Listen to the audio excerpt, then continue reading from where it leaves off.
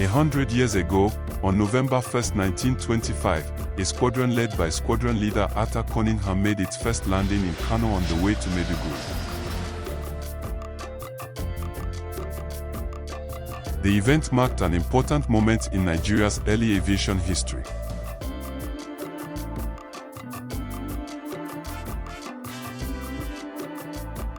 Today, we celebrate 100 years since that historic flight, the proud milestone for Nigeria. My name is Emmanuel. My name is Nonso. Today makes it 100 years plane first landed here in Nigeria. Another +1, and it's also coinciding 1st of November, almost like independence. This is a testament, being 100 years. Yeah, shout out to Nigeria, Aviation Minister and the Aviation Ministry.